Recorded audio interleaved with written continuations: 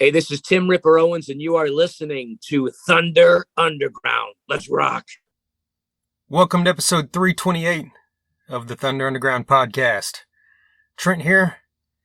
Jason's not with me this week, but I had to drop a second episode this week because we've got Tim Ripper Owens joining us. This is very cool. I say this a lot, but this is one of those guys that I really wanted to get on here since we started this thing over 6 years ago. 320 plus episodes in, we got Ripper on here, and we're going to talk about all kinds of stuff. The new album from KK's Priest, if you haven't heard about that, you're going to hear all about it. And of course, his time in Judas Priest, his time in Iced Earth.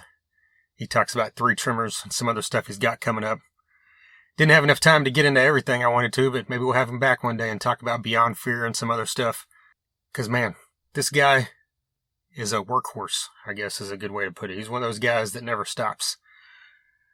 And we're going to talk about that as well. So, all that's coming up here in just a bit. But first, we got to let you know who we're sponsored by. Let's start with Sunset Tattoo. Right here in Tulsa, Oklahoma, Sunset Tattoo is in Midtown Tulsa. Their tattoos are done good and proper. They're state licensed. Most importantly, they're mother approved. Jake has over 25 years of experience doing tattoos. If you're from the Tulsa area, I'm sure you've seen Jake around, even if you're not on a first name basis with him. He's one of those guys that you know, you've seen him at a show. I've got a tattoo done by him, so I'm speaking from first-hand knowledge that he does good work. I know several other people that have personally had tattoos done by him, and he's tattooed many musicians that have rolled through this town when they're on tour. So give him a call. Hit him up on Facebook and Instagram, Sunset Tattoo Tulsa on both of those, to see tons of pictures of all his work. If you give him a call or shoot him a message, you can set up a time to get in there. Talk about what you want to have done, and he'll do it for you. He does great work. He won't do it this weekend if you're listening right when this drops, because he's actually out there at Psycho Vegas. That festival's been going on a few years, and every year I'm like, I'm going to make it this year. And every year I'm sitting here not making it to Psycho Vegas for some damn reason. And this year it actually worked out to where I could have, where in previous years it didn't work out with, a festival I was working or just life in general. You know how it goes. Psycho Vegas, that lineup is always killer. This year is no exception. So if you're lucky enough to be out there, shoot us a message after the fact and tell us how it was. Maybe I'll try to get Jake on here to talk about it. I've been bugging him for 6 years to be on this show, so it's going to happen soon enough. Soon enough. So, Sunset Tattoo, give him a call. Tell him you heard about him here. We've also got Med Farm, a dispensary located in Broken Arrow, Oklahoma, 24683 East Highway 51. They're right off the highway. You can't miss them. They've got a drive-through, which is a great deal for a dispensary because you can call them ahead, you can text or email ahead, place your order, and then go right through that drive-thru and pick it up and be on your way. You can see their entire selection at leafly.com. Their website is medfarmok.com. Facebook is medfarmok. And, Instagram is medfarmok, and Facebook is just medfarm. That's PHARM. They always have specials running on their social media, so get on there and check those out. But a special that is always running is if you mention Thunder Underground, they'll give you 20% off your first order, which is very, very cool. And on top of all of that, 30% of their proceeds go to build no-kill animal shelters. That is a huge thing. There's not another dispensary around here doing that. There's probably very few companies in this land that donate a third of their profits 100% of the time, to a cause. And they're doing it to a great cause, something that is definitely needed around here. So give these guys your business and tell them you heard about them on Thunder Underground. We've also got Hella Hot Sauce, a hot sauce company based out of the San Francisco Bay Area. They make small batch artisan hot sauces. You can check out their entire line at hellahothot.sauce.com. You can also hit them up on Facebook or Instagram at Hella Hot Sauce. If you're on the West Coast, there are a lot of stores out there. You can buy it firsthand, but if you are anywhere else, hit them up on that website. Buy some stuff, get it shipped to you. The cool thing about Hell Hot Sauce is the bottles look cool, even if you're not into hot sauce, but say you're a fan of Hatebreed. and you're like, man, I don't know. I'm not big into spice, but you love Hatebreed, get on there and buy yourself a bottle of Florida Frank's Florida Heat. Just because it's a cool bottle, you're supporting a great company out of San Francisco Bay Area, and you're supporting Florida Frank Novinek from Hatebreed.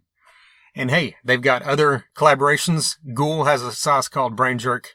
Techno Destructo has a sauce called Garlic Death Grip. They've announced that Zetro from Exodus has a sauce coming.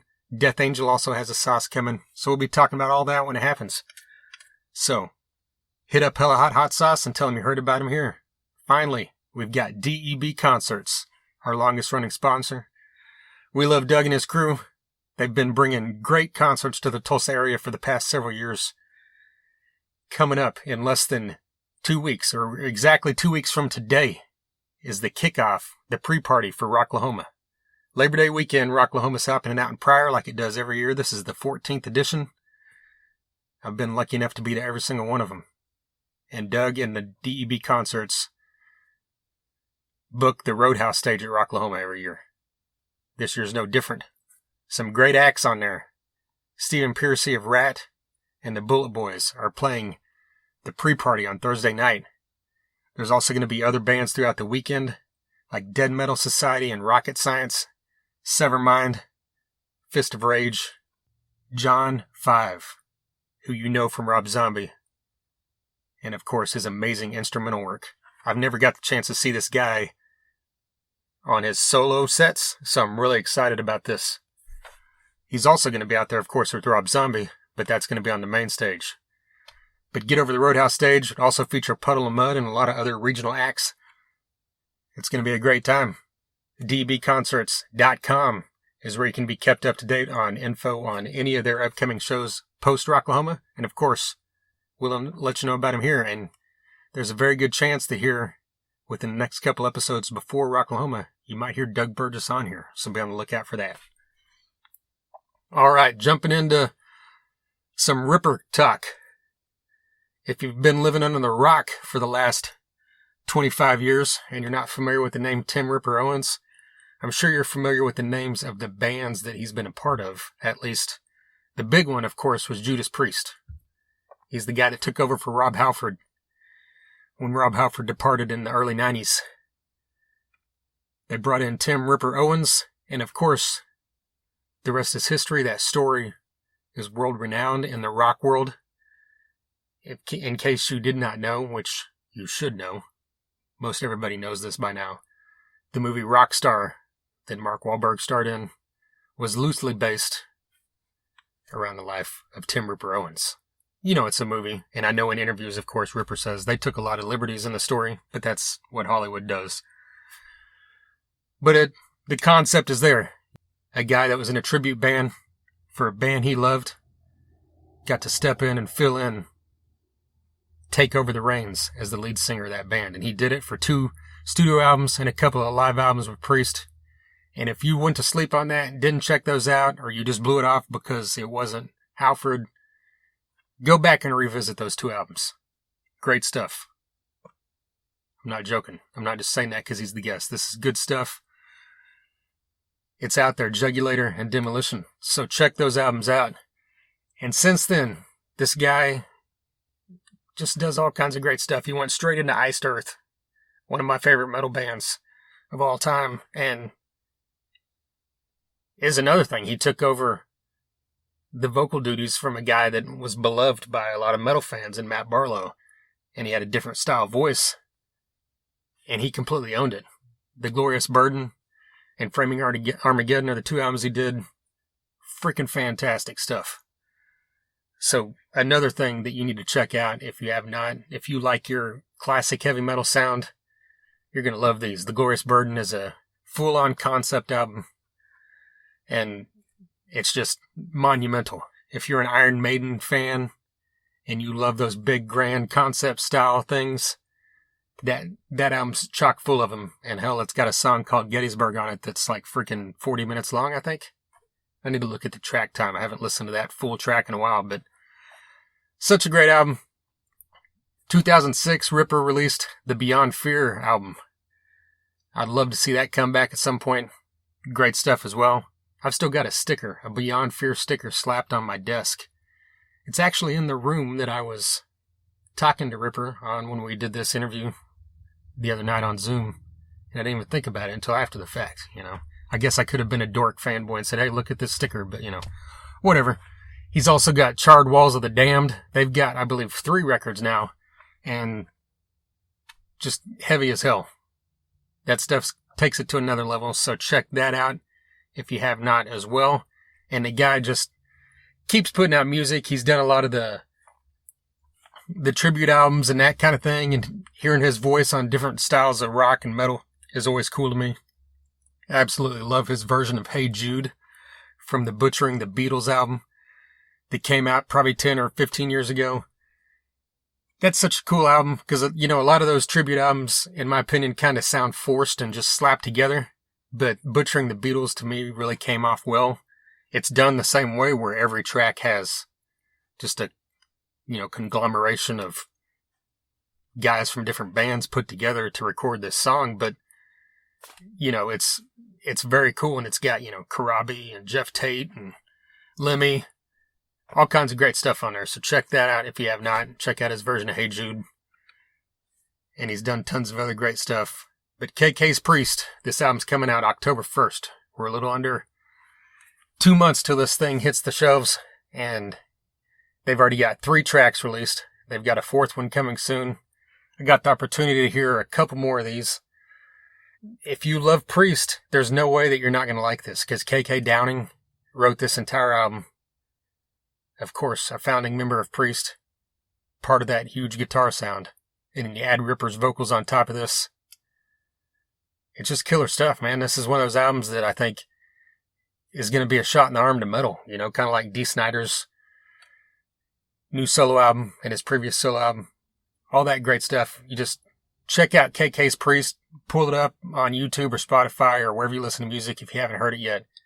Pre-order this album, Sermons in the Center, and get ready for some kick-ass metal. And let's just talk to Ripper now and find out about what he's got to say about it. Here is Tim Ripper Owens of KK's Priest.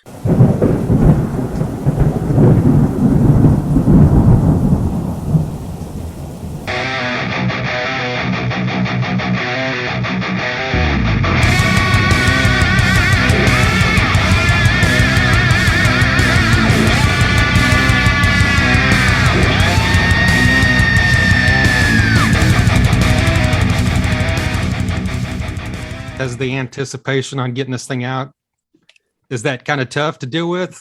I mean, you've been doing this for a long ass time, but I just assume you get a record done, then you got to wait to put it out for months. Yeah, you know,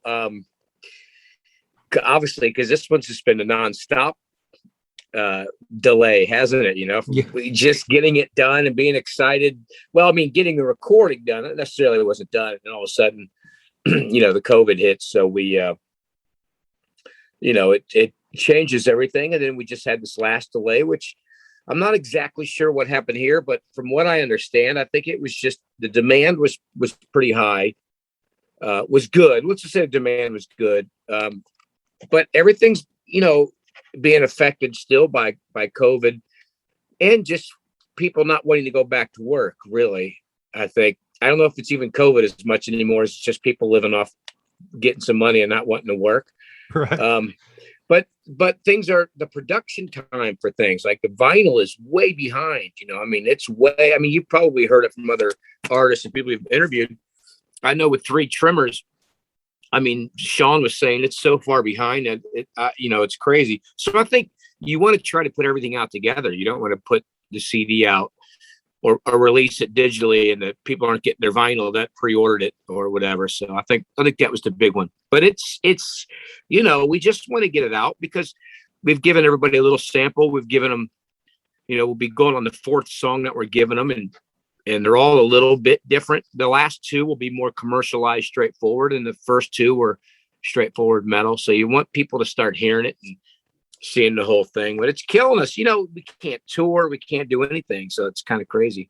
How did this whole project come together? I mean, were you surprised whenever you were approached about doing this with KK?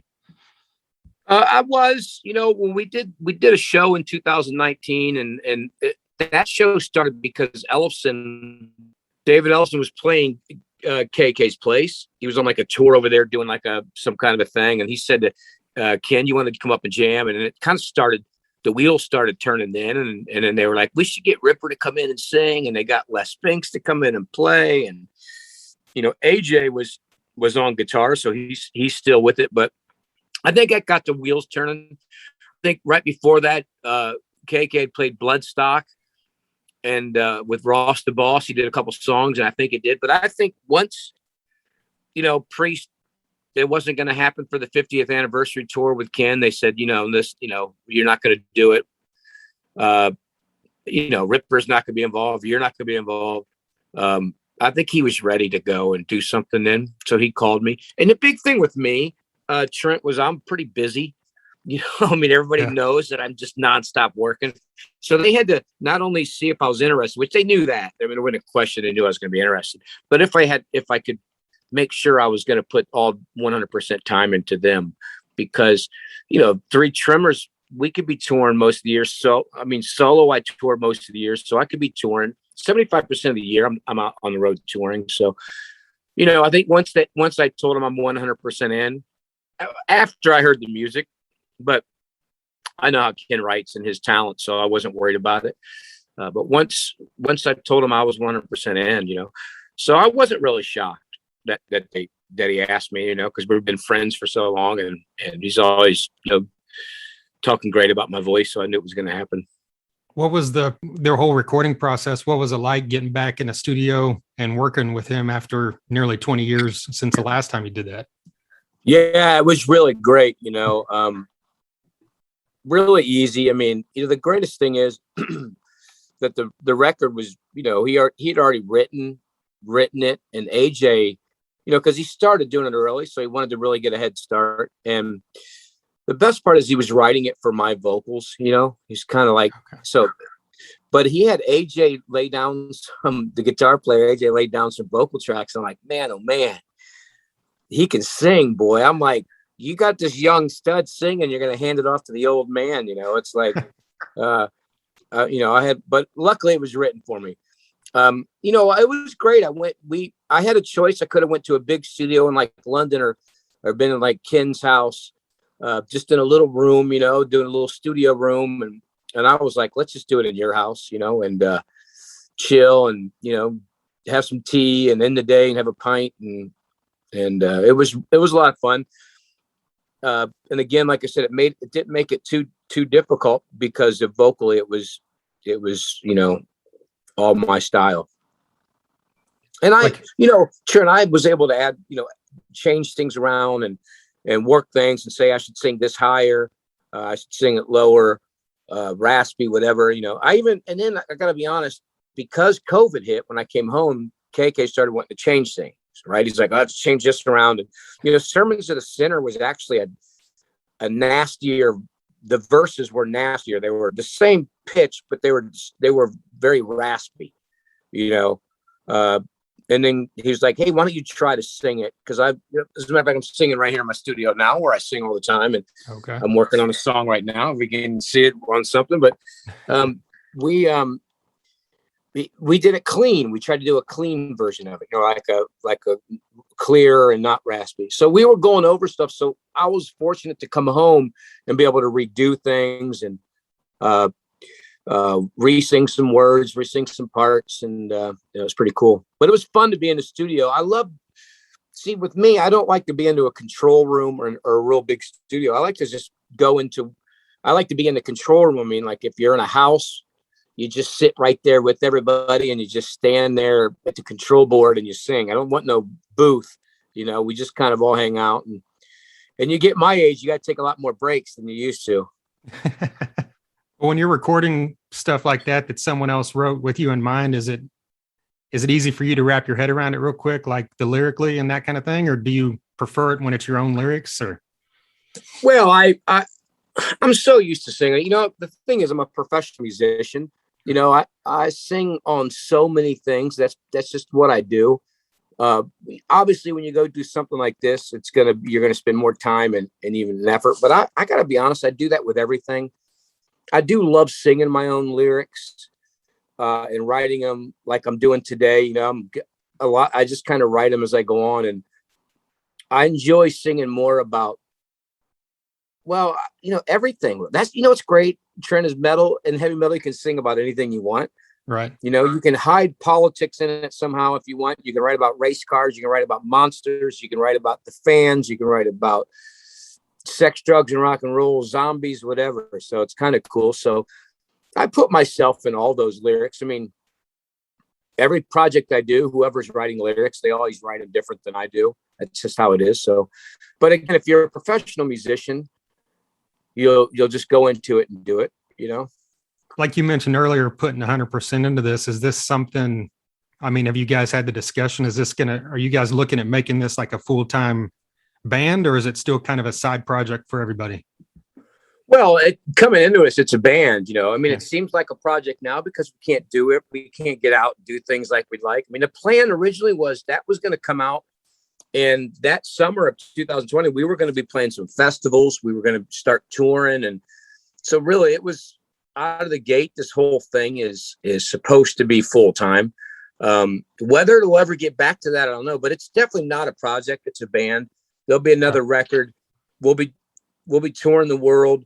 The thing is, you know, Ken's not going to go out and tour, you know, Bob's Big Bamboo or, you know, Johnny's local tavern like I would do it on solo. I'll play anywhere from somebody's bar mitzvah to whatever. I'm going to play anything. Yeah. He's like, man, I'm 7 years old. I'm big stages for me, man. That's it. I love the fact because that's what we should do. It's KK Downing. The production's going to be big. Everything's going to be big, whether it's supporting somebody, co-headlining shows or whatever we do. It's going to be as big as we can do, or it won't be done, but it's a band and not a project. You know, I will have to, at some point, say I'm totally available to you. You know, I mean, right now they know that I got to try to do some shows and try to make money to make a living. But eventually I'll have to be 100% in and be ready. Have you guys spoken about the live show, like as far as set lists go and what you're looking to do? I assume it's your area of Priest and of course these tracks. Yeah, I think, you know, the funny thing about this is KK's so into this stuff. You know, it's all he talks about. I can't wait to play them all, because there's a lot of songs like Brothers of the Road. I know people come off these first two heavy ones and they hear Brothers of the Road, like I don't like that one, or it's different. But that song's made to sing live, man. That's you know, that is a live tune, or a tune you crank up on your radio, or, you know, the next one, Raise Your Fist is what it's called. And it's, you know, raise your fist, you know, you can feel it, man. And there's a lot of different songs like that. But there's also some epic, longer songs that'll be great live. But we're definitely going to play Burning Hell will be in the set list. Listen, I've played these. I know Priest hasn't. I've played these songs since I left. Right. I mean, I've done tours playing both these records almost in their entirety. And, but you know, we did at the KK show, David Ellison show, we did Hell is Home and Burning Hell at that show. Problem with Hell is Home is we played an E flat, and this is a great story because AJ said to Ken, he goes, KK, do you know that, Hell's Home was recorded in C and we're playing it in E flat? He said, did you tell Tim that it's that high up? And he goes, I didn't tell him. He goes, don't tell him. Just let him come and sing and he'll be fine. He'll do it. I'm like, you know, everybody's always talking about when we played in live in London, we played in D, which was a half step down from what Judas Priest tours live, right? And we were playing songs all the way up. But anyways, Hell's Home, 101, Burning Hell, a lot of songs. You know, I'd like to play, you know, it's funny because I just saw Judas Priest play like Rockarola on that concert. I think, man, that's fantastic, because I've told Ken I want to play Run of the Mill or Cheater actually off of that record. But I'd love to, we'll probably play maybe Before the Dawn again, because we played that at the show. But I don't think it's going to be filled with, you know, the regular Judas Priest songs. I think it really has to be some obscure ones or different ones. And, you know, you still might throw Exciter in there or something, or Beyond the Realms of Death or something. But I really think it has to be like Cheaters and Tyrant or something that's just a little different. Right. Well, this may be a dumb question, but since it's the 50th anniversary tour they're doing, do you wish that they would throw in a couple of your songs and have Rob sing them? Well, absolutely. I don't see why they wouldn't. I mean, Rob would, I think songs like, he would Burn in Hell. He would make sound so good. I just think it's tailored. All these songs are tailor made for him. There's nothing that's different. We're both very similar style singers. I might have a little more like Dio in me or something, but Burn in Hell would be great. And, even them doing Bloodsuckers would be great because it was about the court case. But I think Burn in Hell, because that's the big one, I think it would be awesome to hear him sing. I think it'd be great. Well, you guys have released videos for each of the first 3 singles. Can we expect that for the 4th single and anything beyond that? Yeah, well, the 4th single, we recorded that. We finally went out to England and did Brothers of the Road. When Brothers of the Road was done, we were on a timeline. So we had I shot the video and came home. The car scene of me getting in my car was Ken's like, man, your car's pretty nice. You should video you should record you getting in it and driving. I'm like, all right. So my daughter and I just landed. I go pick my daughter up and we go up to this road by the airport that no cars are at and try to drive back and forth and have her. So it came out really fast. And then we have another one coming out probably pretty soon. I'm not exactly sure, but it's done. So, and then after that, it's going to start getting closer to the release time, hopefully here. I know it's not till October 1st, but we'll probably put out something else of some sort, probably closer to the release of the record. Maybe I keep trying to talk them into putting a lyric video out for The Return of the Sentinel, because it's probably one of my favorite songs on the record, and it's kind of epic, and it would be a great lyric video and Ken's old school. So I was like, I don't know about the lyric video. I said, Ken, you can make them really cool. You don't even have to put stories into it. Just little things on the background and kind of just make it cool. People love it. You kind of mentioned it earlier, but I noticed the songs I've heard, I had the chance to hear 6 of them, that you do kind of draw from different styles. Like you said, Brothers of the Road's more of like a kind of a hard rocker compared to the straight up metal songs. Was there like a conscious effort, from KK to try to encapsulate the entire, everything we know about Priest, and what he, into this album? I don't think so. I think he did on songs like Brothers of the Road or Raise Your Fists. I think he definitely wanted to get that vibe. I think with those songs, the lyrics are very tied in with obviously Brothers of the Road, about us being on the road and the concerts, and Raise Your Fist the same. They're both very much towards the fans and towards the musicians themselves. So I think that's what's really cool about it. But I just think he went in a road. I think those kind of songs he wanted to hit. He wanted to do them, because you always have to think of songs live. I mean, look at their catalog. The most popular songs are those type of songs when he was in Judas Priest. I mean, that was the songs that doesn't mean they're everybody's favorite songs, but that was the most popular songs that people could know. You got to have someone else listen to your music. It can't be just the diehard crazy fans that went to heavy metal stuff. You got to have everybody. You got to have their grandparents listen to it too. Right. This may be too early to ask this question, but where do you think where do you rank this in your entire discography of anything you've ever done? Well, I mean, it's hard for me always to rank stuff because there's different times and different reasons. I mean, making those Judas Priest records were pretty phenomenal for me. Didn't you make a record like Glorious Burden, which is, I learned more about history making the Glorious Burden than I did ever in school. But this is it's a great record because of the timing of it. I think, listen, metal's a lot better off right now than it was when I made Judas Priest. So that's a cool thing, but I think it's just, we're older and we're still doing it. And this is as good as any record, it's as good as, in my opinion, any Judas Priest record or record of mine. It's a top-notch record. So I think that going with the age is really cool, Yeah.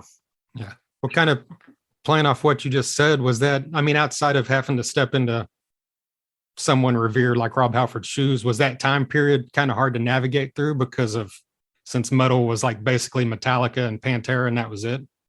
Yeah, yeah. You know, I mean, listen, we better thank goodness for those bands because they kept it around, didn't they? Because Yeah. you know, there was bands like Rat and Dokken and Death Angel and Testament. They weren't even touring at that time. They were like, yeah, you know, I got to be honest. The part of filling up in for Rob coming in and doing that never bothered me because vocally, I always, you know, brought it. You know, Yeah.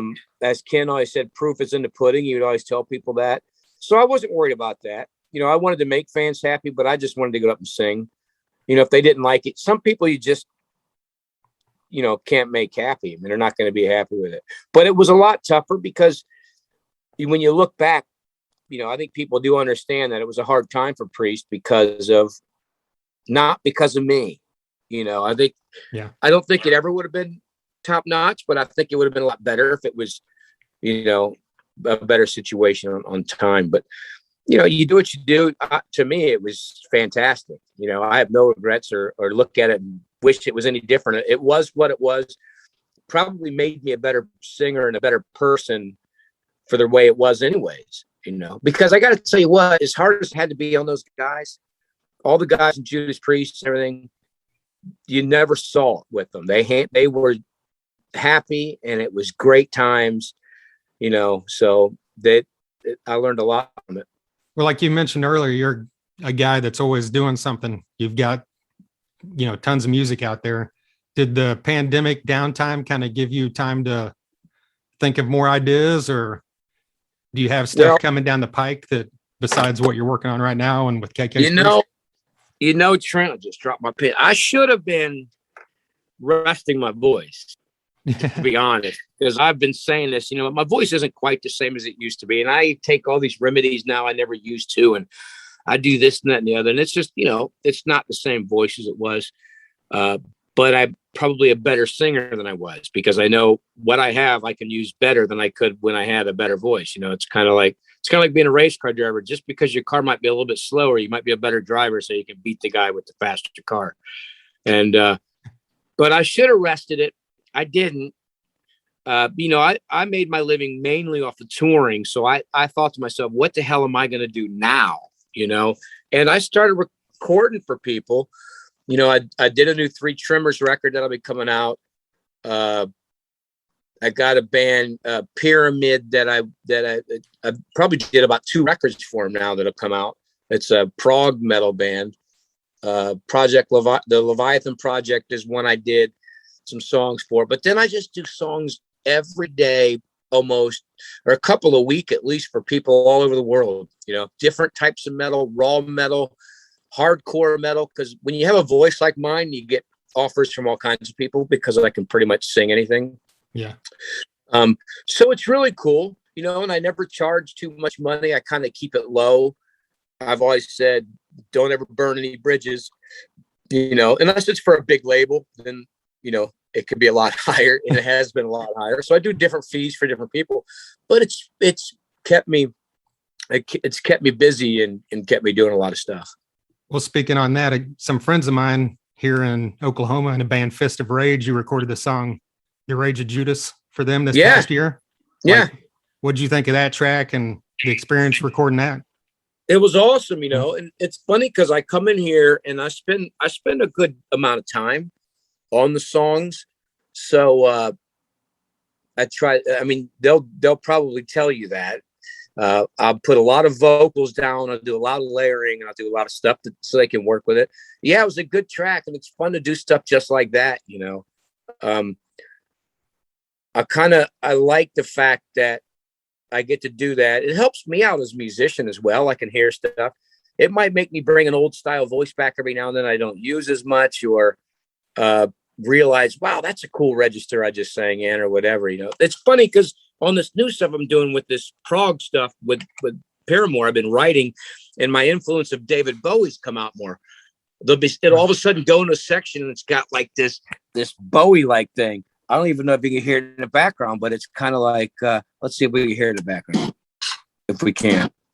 But it makes you. Let's see. It's but I'm just sitting here writing it now. But it'll go into. I guess there's no Bowie parts here. I know there is, but it's fun to just. I mean, it's just, and I've been writing as I go on, but you get to sit here and write these things with these people.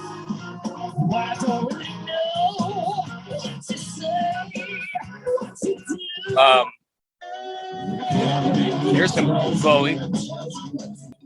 Anyways, but it's fun to do that. So I get to tracks like your friends' tracks and do those. And, you know, I keep it really, when I sing their stuff, I keep it really straightforward.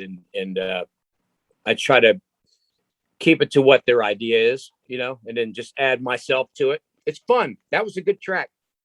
Cool.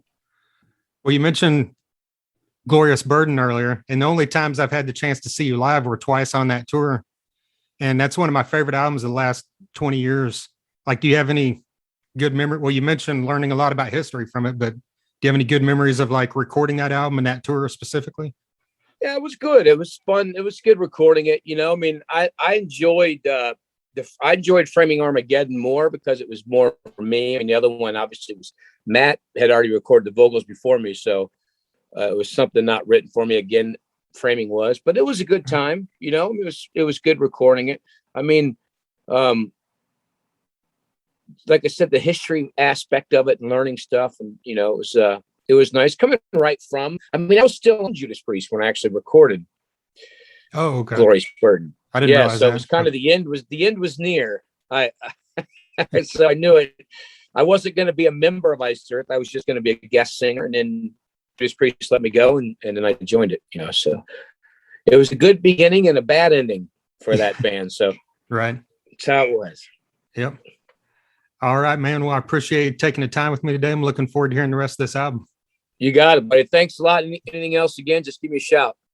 There you go, Tim Ripper Owens of KK's Priest. A huge thank you to Jamie from For the Wind Media for her help setting this thing up. And of course, a massive thank you to Ripper for taking some time out there to talk to me about KK's Priest. And of course, Iced Earth, Judas Priest, our good friends in Fist of Rage, and all kinds of stuff. So, speaking of, let's play that track right now. Here is the track that I mentioned to Tim and he was talking about that he worked on. This is Tim Ripper Owens singing with Fist of Rage, The Rage of Judas.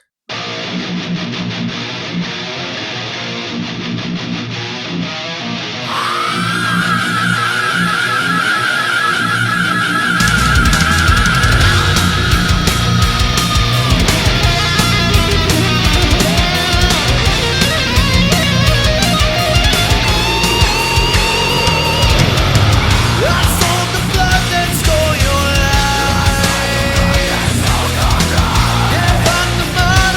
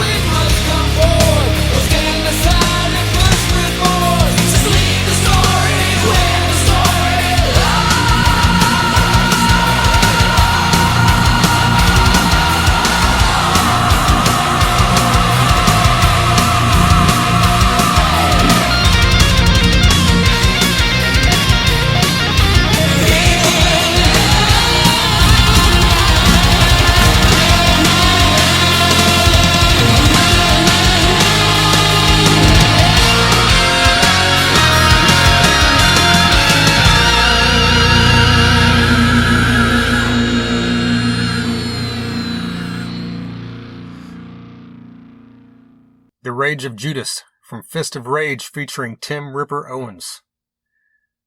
Kick-ass stuff. We've got the chance to play that song when they first released it. Absolutely love Fist of Rage. If you're not familiar with them, pull them up on their social medias, give them a follow, and of course, pull up their music. They've got some great albums out there. They've got more stuff coming. Can't wait to hear from them. Fist of Rage. Check it out. All right, if this is your first time listening, a huge thank you.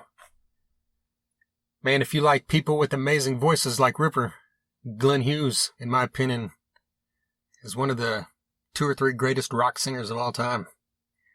I was lucky enough to talk to him and have him on this show last year. He is now the vocalist of the Dead Daisies, and of course, all that classic stuff he's done with Deep Purple and Black Country Communion and everything in between, so check that one out. We had on Alex Skolnick from Testament, Dave Ellefson from Megadeth's been on here a couple times, Frank Hannon from Tesla's been on here multiple times, Damon Johnson from Brother Kane and Black Star Riders and Alice Cooper and everything he's done has now been on here 5 times, Paige Hamilton from Helmet, Kenny Hickey from Typo Negative, Tommy Victor from Prong, Gene Simmons from a band called Kiss, Bruce Kulick, formerly of Kiss. Man, the list is long. Dizzy Reed of Guns N' Roses, Vivian Campbell of Def Leppard. The list just keeps on going, so just dig through it all. Check it all out. TheThunderUnderground.com. You can see all our socials. Give us a like and follow. Anytime you see something, like it or comment, that helps us out as well. Wherever you're listening to this right now, subscribe or follow so you don't miss any future episodes.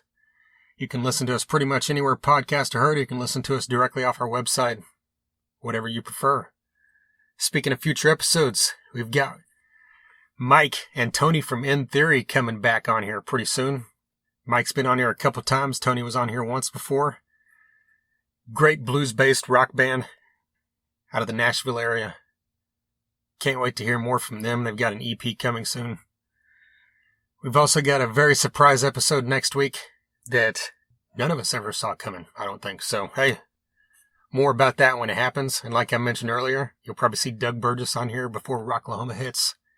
Have a couple other surprises in store, a couple other things that should be recorded soon. I can announce soon enough, but until then, we appreciate you listening.